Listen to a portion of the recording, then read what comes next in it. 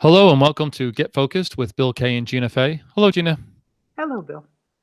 So tonight we're going to discuss. We were talking about different topics, and are going to discuss what to expect from going to a therapist and that first encounter.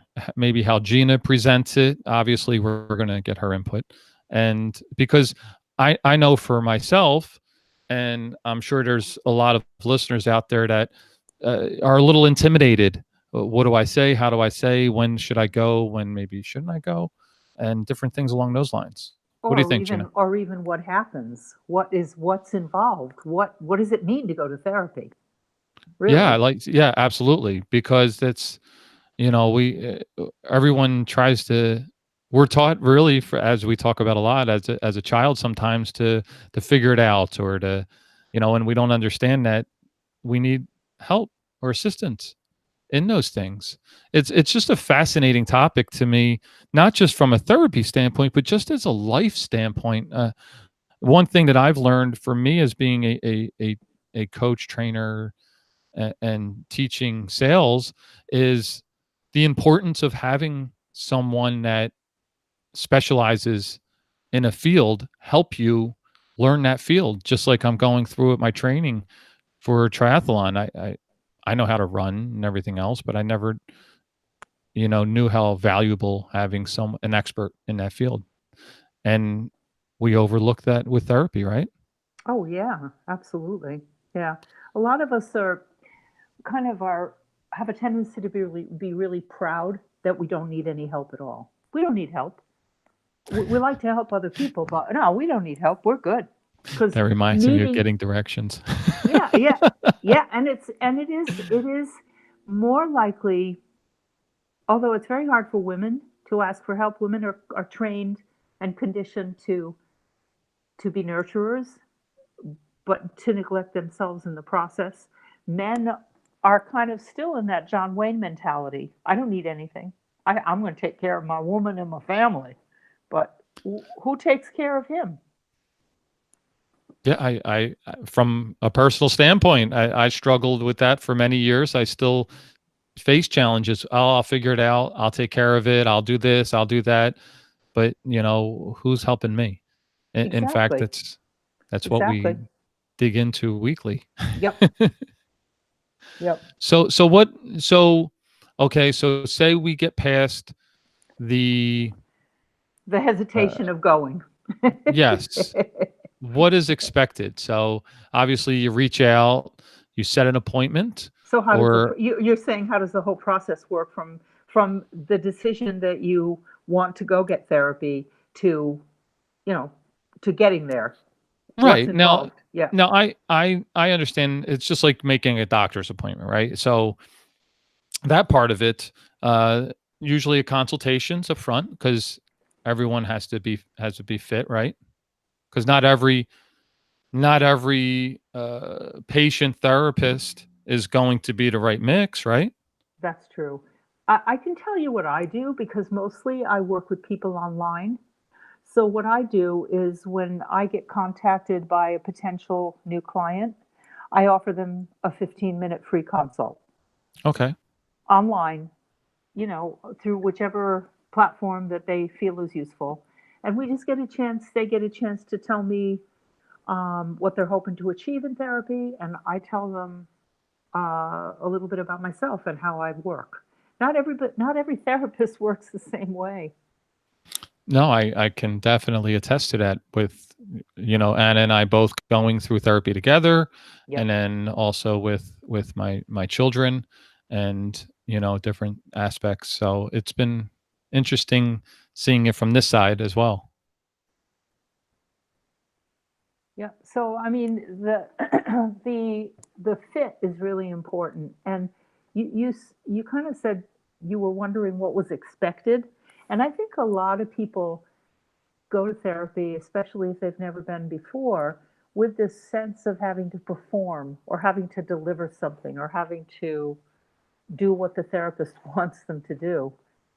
Well, what are we trained? We're taught to think that okay, we're going to go into a dimly lit room.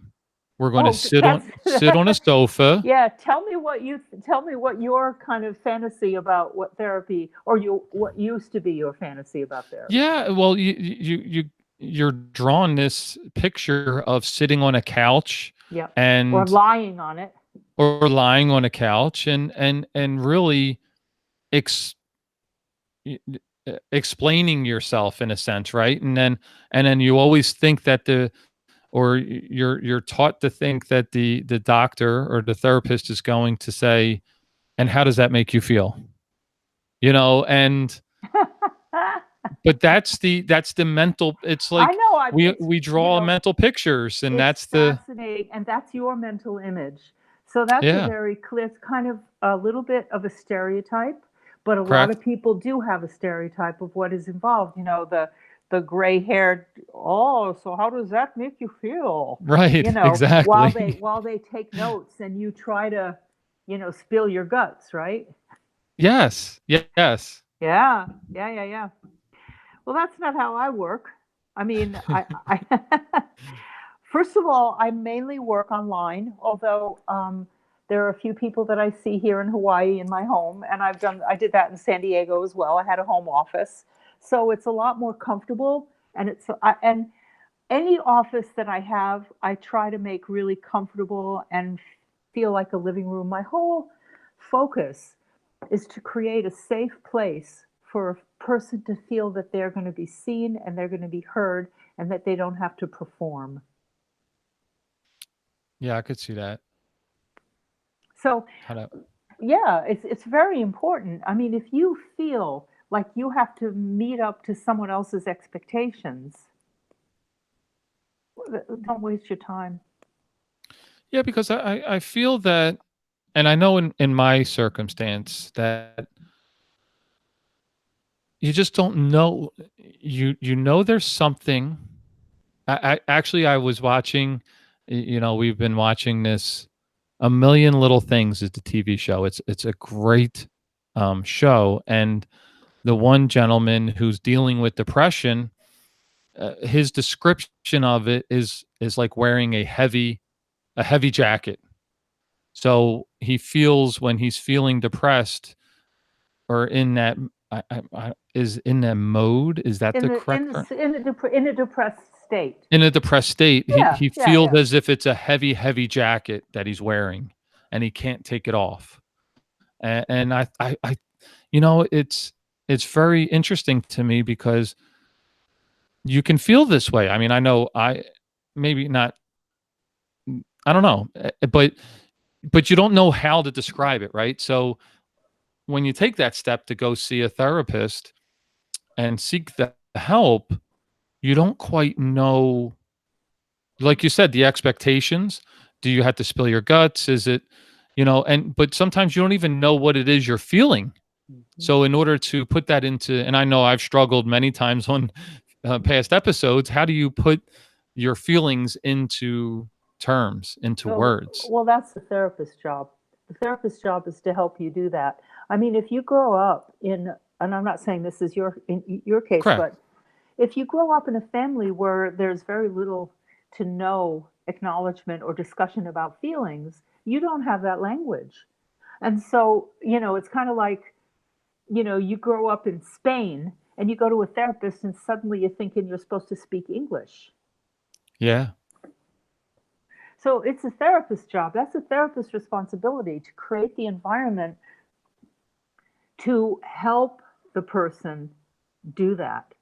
And how I do that, anyway, is I, again, talk about myself first. I describe how I function, how I operate. I often say that for me, meeting a new person in therapy is like they've come into my office and they've just dumped a 2,000-piece jigsaw puzzle on the table in front of us. And our job together is to turn those pieces over so that the color and the picture is showing, and then painstakingly, slowly begin to put the jigsaw puzzle together. It's not your job, it's not my job, it's our job as a team. And I do whatever I can do to facilitate that. and you do whatever you can do to facilitate that. And if what you're doing to facilitate that is simply saying, I'm feeling incredibly uncomfortable right now, or I'm feeling really confused right now, or I'm feeling really angry right now, or I'm feeling really numb right now, that's your part.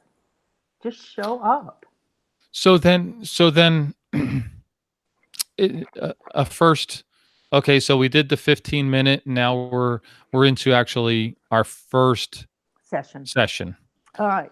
Is it a So, series of uh so if all I can offer is I feel this heavy weight on my shoulders and I don't understand, does it become like a series of question and answer no, type of no, scenario? no, no, no, no. I mean, it really just depends on the individual. Every single session, there's no framework that I follow. Right. But I really just try to be open and present to what I'm reading from the other person. Obviously, I've been doing this for 20 years, so I've gotten pretty good at reading what I'm seeing and understanding because what 75% of all communication is nonverbal. Correct. So I'm watching a person's facial expressions, I'm watching a person's body posture, how they hold themselves, all kinds of things. And so if the first thing you say to me is, I feel this heavy, heavy weight, and I don't know how else to describe it, I might be curious to ask, well, how long have you felt this? Okay. But I don't know that I would necessarily say that. And then, you know, I might say something like, well, that sounds like it's really horrible. You know, are there any times in your life when you don't feel that way? When is it worse? I might, but I wouldn't get too caught up in the symptoms that are being presented. I would first try to get to know the individual. I would just first try to understand where they came from, where they grew up, what their family dynamic was, what their relationship with their siblings, if they had any, was, what their relationship with their mom and dad, what was difficult about those relationships, what was smooth about where do they stand now. I would want to get them into some sort of human context. Okay. So that and makes and sense. and then help them feel comfortable and be genuinely interested in seeing and hearing them, because I'm compulsively curious, nosy, I think some might say. That's why I went into the business, because I'm nosy. You're nosy. I'm So fascinated. it is. It's fascinating to me just listening to you. It makes me want to learn more about it, right? So because just like you said, not every two people are alike and not every situation is alike. You're not going to follow a scripted type of approach every single time. It's kind of you are following an approach, and the approach is to get to know the person. Yep. and and really it sounds like that's what it is. And then depending on how that person interacts or doesn't interact drives where you kind of go, right? Yeah, absolutely. Yep. Yep. So it's not as cut and dry as Oh, not at all. just spill the beans. Oh, not at all. Depending on a person's what we call survival style, they may have really serious trust issues. They're not going to spill the beans for 8 years, maybe. Correct. And that's why I think that this stigmatism, and that's why people hesitate, because they don't know what to expect, right? So as people, we draw these pictures in our minds, Yeah. and we draw the conclusion without ever testing it. And Always in every single aspect of life, Bill. Yep. yes, and I think that is a hurdle that if we can get the awareness of how what happens and how it happens and the approaches, and that it's not just as cut and dry as open up to me, that people are really going to uh, commit to helping you open up, because some of us, we don't really know how to open up. We don't understand what that is. And Absolutely. that's why we're Absolutely. seeking the professionals to begin with, right? Absolutely. I mean, sometimes I'll ask about, try to get a little bit of background. Well, if you've been feeling this heaviness for 3 years, what was it that suddenly, why now? Why are you now in therapy? Right. What made you Yeah, what made pick you up the come in phone or now? Yeah, yeah. yeah, I mean, sometimes people say, well, my wife made me, or my husband made me, or my kids are fed up with me being scratchy and irritable all the time. It varies so much. It varies so much. And, you know, when people tell me that kind of information, like my kids or my wife or my husband are really pissed off with me being scratchy and irritable all the time, that's when I get curious about where they learned to be that way, who they watched, who modeled them, who modeled that's what you do with anxiety. What interesting. was the dynamic of home? Were one of or both of your parents using substances? Were they angry? Did they hit you? Um, just A all whole list kinds. of things. Oh, and, so many things happen to people in that very, very critical time, sort of between birth and 5 years old. It's amazing. But so much of it happens when we're not really, it's precognitive, it's pre verbal. So it takes a little bit of digging and a little bit of connecting. But what I find is when a person begins to feel safe enough to know that they're not going to be judged, they're not going to be laughed at, they're not going to be told what to do, that they're going to be respected and heard and seen, even if they don't have any memories initially, um, somehow their unconscious self recognizes that they're in a safe environment where they can begin to have memories and share them with the therapist. Because a lot of times memories just get repressed. And repressed memories and repressed feelings are what create depression. They get depressed, they get pushed away.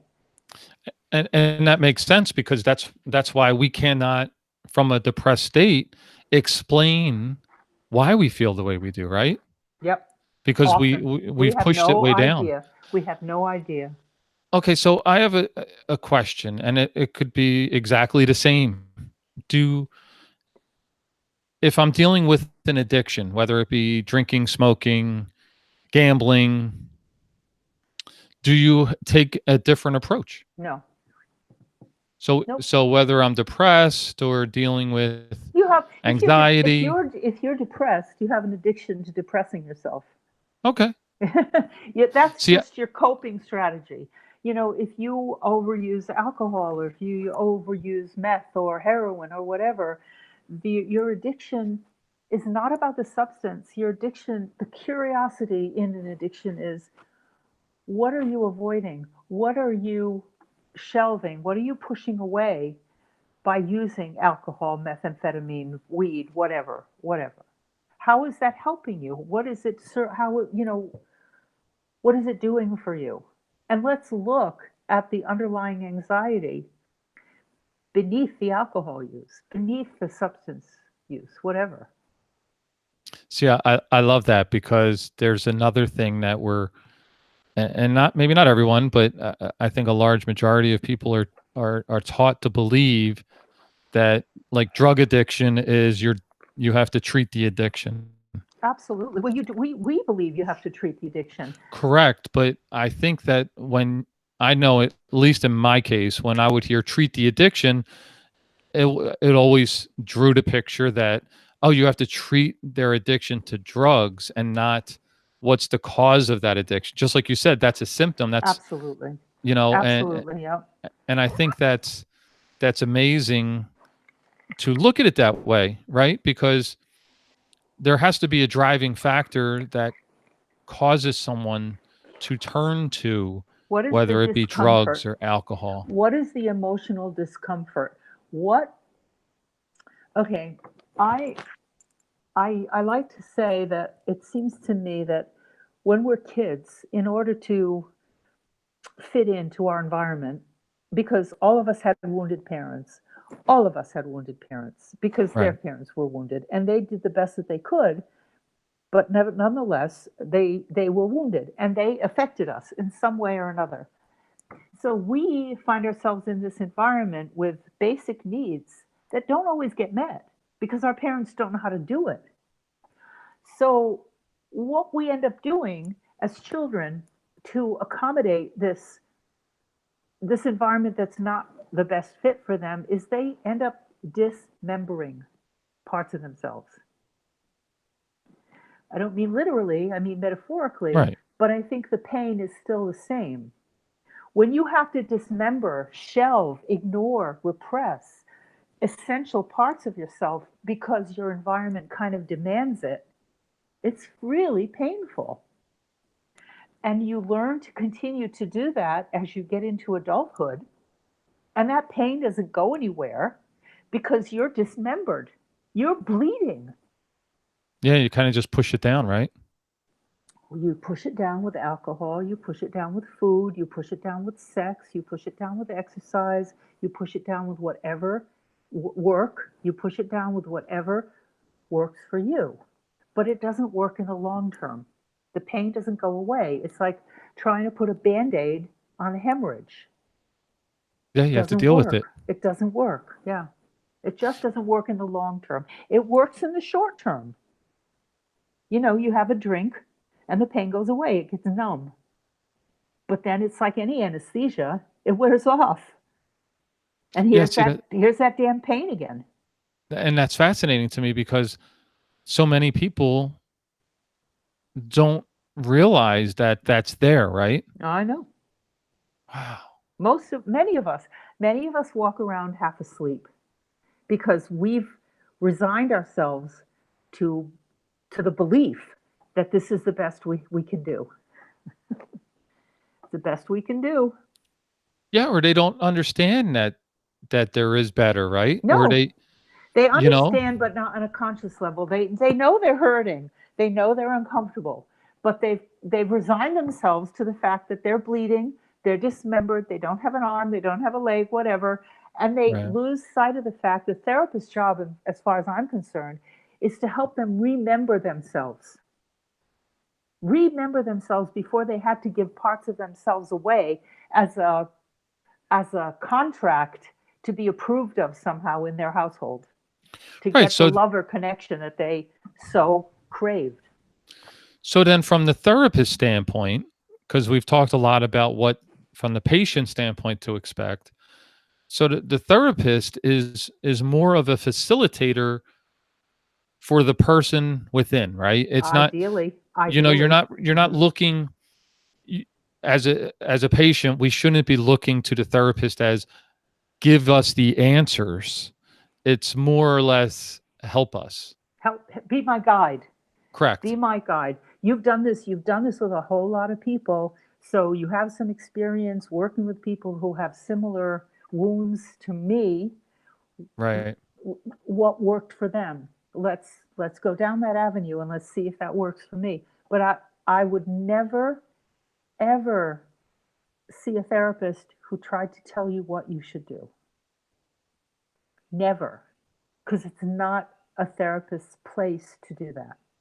That's disrespectful of your own autonomy and your own intelligence and your own capacity to be a full and whole human being. See, that's fascinating to me because, you know, I know when I think of a therapist and a doctor, and you know, they're on the same Level. side of the house, right? Yep, yep, You yep. know, and what do? We go to the doctor, tell us what to do, doc. You know what I mean? So it's Right. I could see how it could you could fall into that same trap of going to the therapist and saying, Tell me "Okay, what to tell me do. what I need to do to not feel this way." Yeah. How But how can another human being know what you need? no, I totally get it. I mean, I understand, but I think that My there's a job, large majority of people that don't, right? I know, but my job as a therapist is to support you in taking that inner journey, which is often fraught with discomfort and pain and fear, to getting whole again, to becoming three-dimensional as opposed to two-dimensional. There often are parts of ourselves that we completely reject. Lots and lots of parts of ourselves. the angry part of ourselves, the greedy part of ourselves, the sexual part of ourselves. You know, Yes. so many, so many of us um, have kind of this closet or drawers. These are the good parts of myself, and these are the parts of myself that I'm going to lock away and deny even exist. Yeah, I could see that, and it's very easy to do that, right? Because it's we don't want to travel the uncomfortable roads. Well, we're taught to do that. We learn that certain parts of ourselves are unacceptable by the way our caregivers react to us when we manifest those parts of ourselves. If we're masturbating and our mother comes in and slaps us and tells us that's disgusting, Well, yeah, then you hide it. then you hide it because it's a real part of yourself. Your sexuality is a real part of yourself. But there's a part of you that believes there's something wrong with you for having that part of you because that's the message your mother has just given you, maybe over and over again. Yeah, It that's sets up a interesting. terrible internal conflict in a human being. Right, without them even knowing. They have no awareness that that's the effect they're having on you, none whatsoever.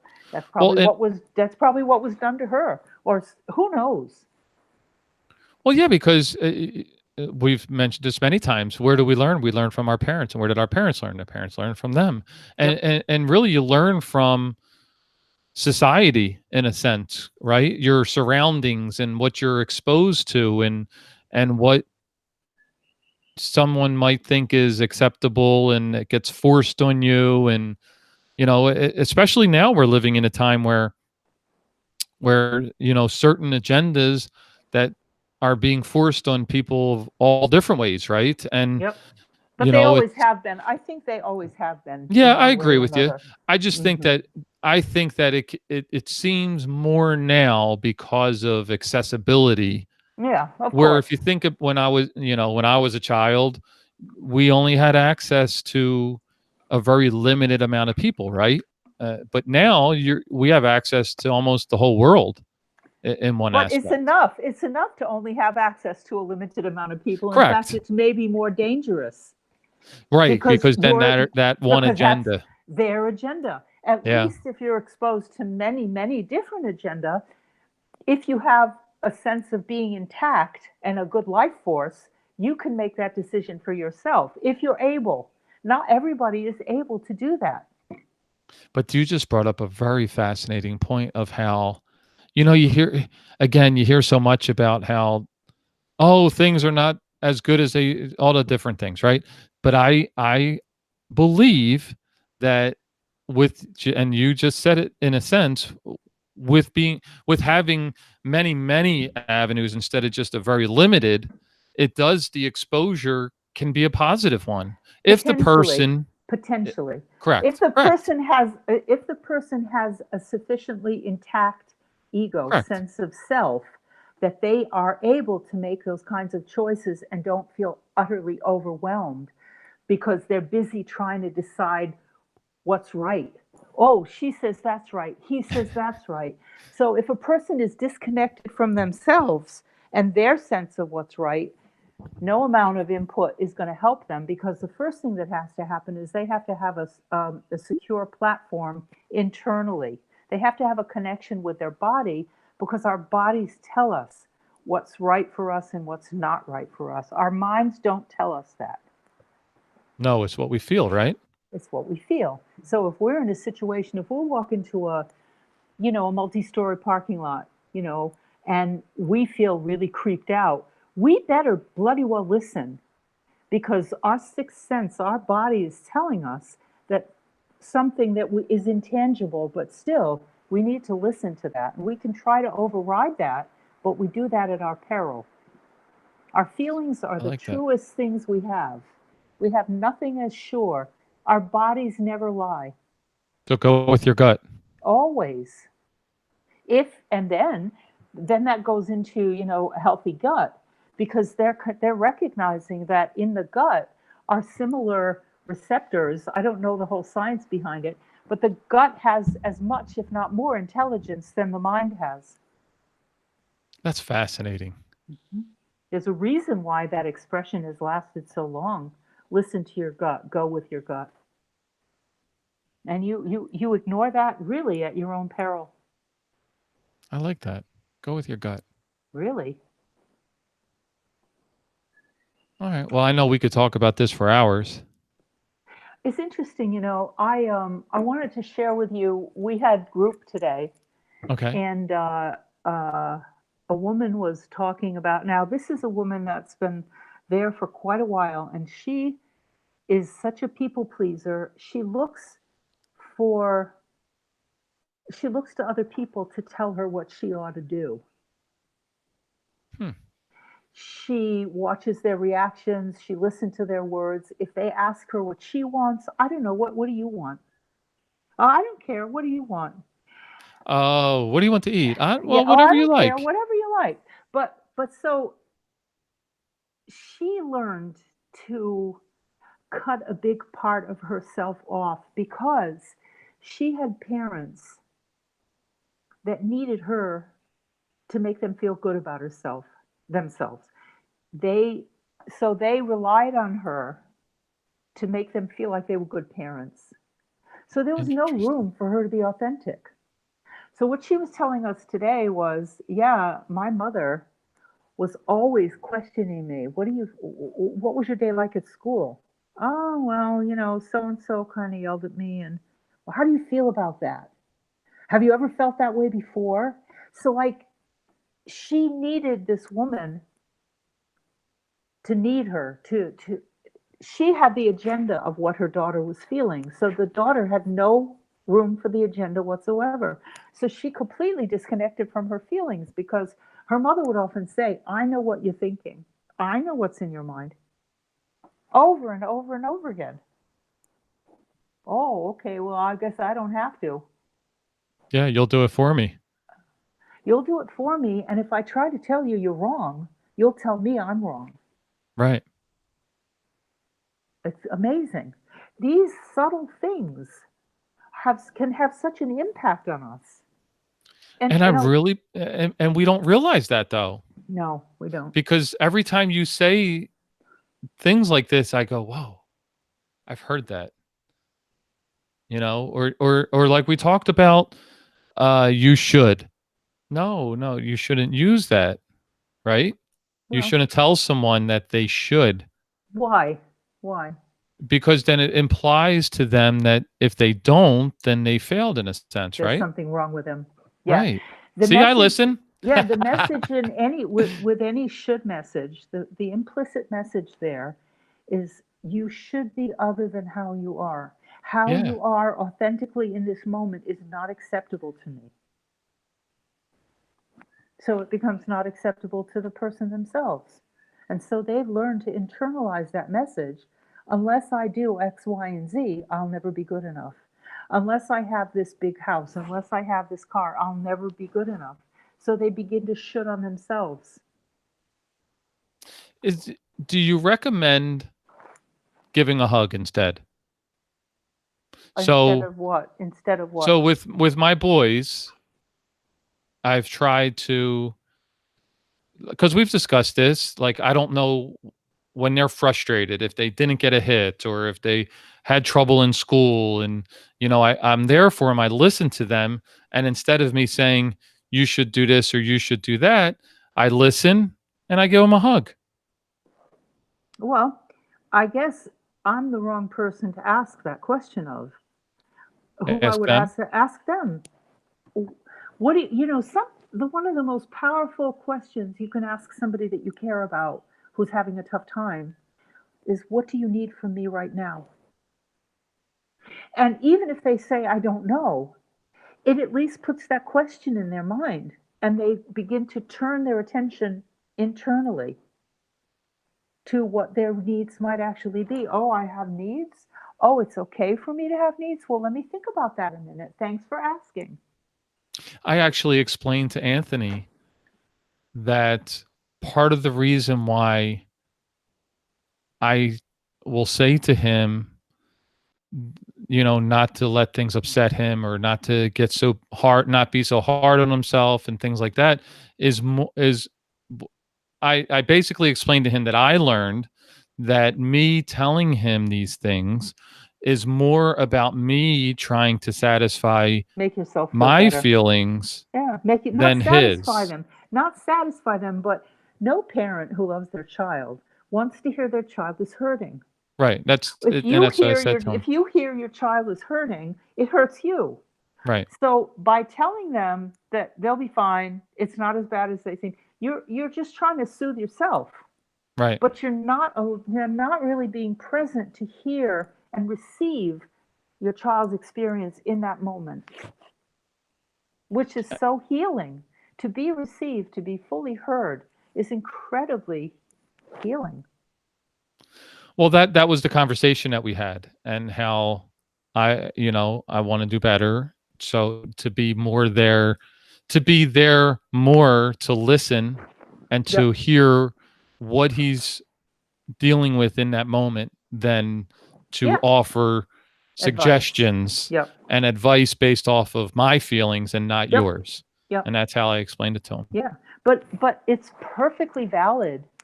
I mean, you're aware that you don't know what he needs, Right. but there's a distinct possibility that he knows what he needs. Or at minimum, he knows what he doesn't need. Right. I don't need you So to tell me it's going to be okay, Dad. I don't need you to hug me right now. Right. I don't. So what is it you do need? Because I really want to know what that is. It's so helpful to me to know, for you to tell me what it is you need. And if you It's not, don't know, that's okay right now and too. if you don't know, that's okay. Perfectly legitimate. But it's really about not having an agenda that has a tendency to override what's going on for your child. Yeah. I like that. I think we should wrap it there. Okay. What do you think? Okay. I know you got to run too, though. Okay. Give you a couple minutes. Okay. But I Thank like you. this. I like this topic a lot. I think it's very helpful.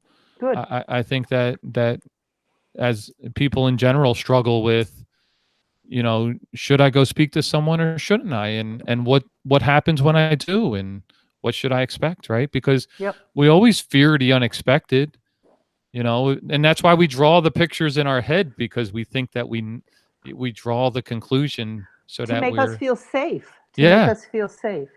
Yep. So I like Yep. that. Yep. Well, thank you so much, Gina. Well, you're welcome, my friend. Anytime. You have a wonderful week, and I'll talk to you soon. You too, Bill. Take care. Bye, everyone.